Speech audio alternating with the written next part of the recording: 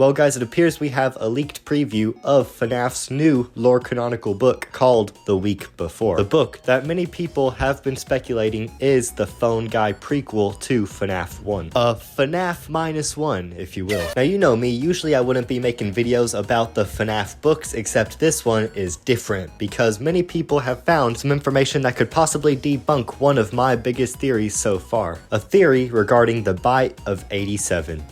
Mark, that's kind of your cue. Was that the bite of 80? Anyways, let's get to reading. Don't worry, I'll read it for you. You don't have to read any of it. Starting off strong, on page 13, we already see some binary at the top, so that's already pretty wild. I don't exactly know what it means, but if any of you guys do translate binary and can crack this code, then make sure to let me know down in the comments below. That would be greatly appreciated. You step into the men's restroom and shut the door. You undo your pants and pull out your penis.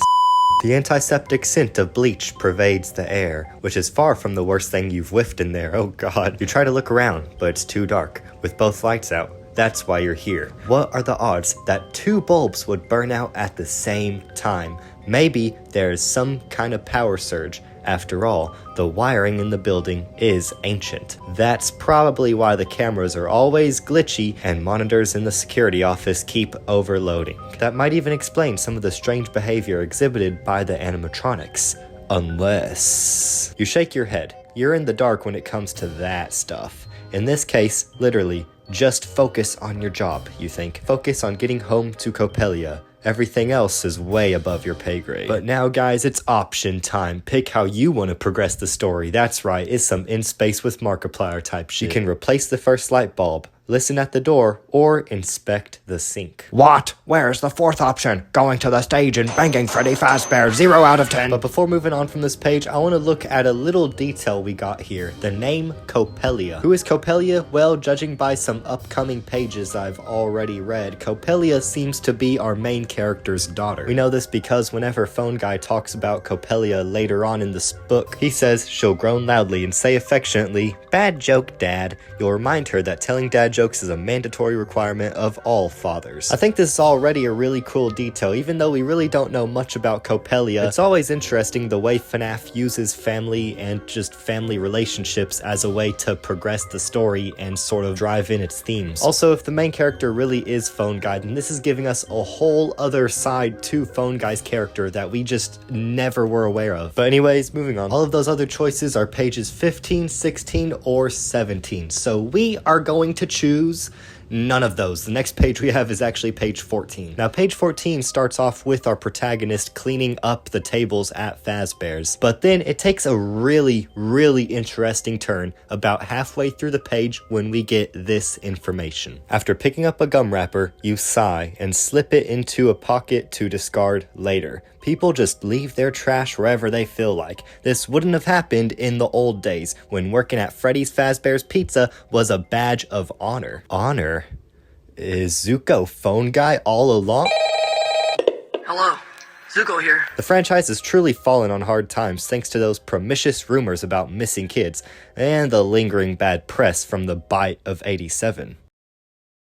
Was that the bite of... Only the victim could tell what he did to provoke that attack, but he doesn't talk anymore, or do much else. So the press completely blew the incident out of proportion, and those are the lines that have caused people to reconsider their whole theory about who really is the Help Wanted 2 protagonist. For anyone who needs more context, I actually recently made an ultimate theory about Help Wanted 2 relating to the main character, Cassie's dad. In that video, I also go into how he's most likely the Bite of 87 victim. But now with the new lore that Phone Guy drops in this book, people have begun questioning, well, if the Bite victim can't really do anything now, then how could he go on to be Cassie's dad, let alone work at the Mega Pizzaplex? Well, before we jump to any conclusions, let's reread those last sentences specifically, because I feel like a lot of people are misinterpreting what Phone Guy is trying to say here. In relating to the Bite of 87 victim, he says he doesn't talk anymore, or do much else. Now at first, you'd assume that this means he is somehow paralyzed or in the hospital, or somehow he can't necessarily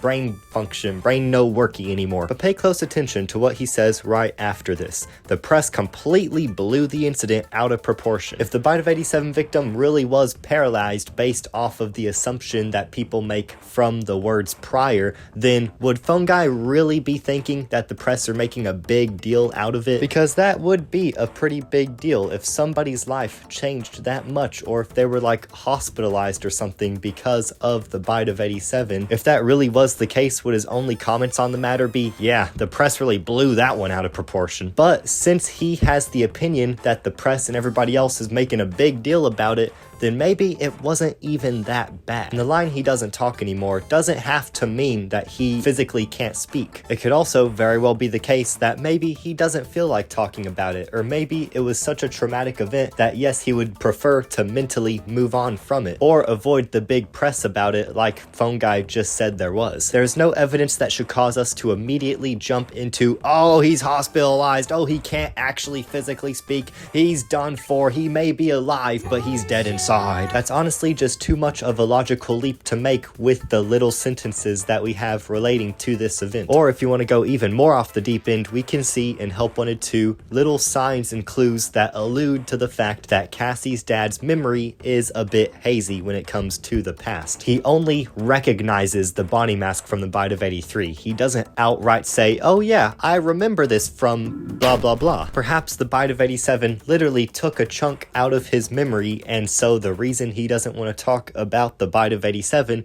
is because he literally doesn't remember much of it. But long story short, keep an open mind when it comes to Phone Guy's dialogue. Yes, there's definitely something there that is giving us hints to the Bite of 87, and maybe we'll get even more hints whenever the full book releases. But make sure to consider all possibilities. I definitely don't think that this completely rules out Cassie's dad being the Bite victim. I'm still a firm believer in that theory myself. But this is the FNAF lore, so you're free to make your own interpretations based off of the clues there. So if you do want to believe that the Bite of 87 victim literally can't speak, then more power to you. But nonetheless, I'm quite interested about what we'll be seeing whenever this book fully releases. There's still more preview pages that I haven't read in this video, but none of them really have anything too groundbreaking. The main thing I wanted to talk about was this mention of the Bite of 87. So I'm just gonna read this little last bit and then we'll call it a day. Maybe the darkness is making you paranoid, but you press your ear against the door and listen.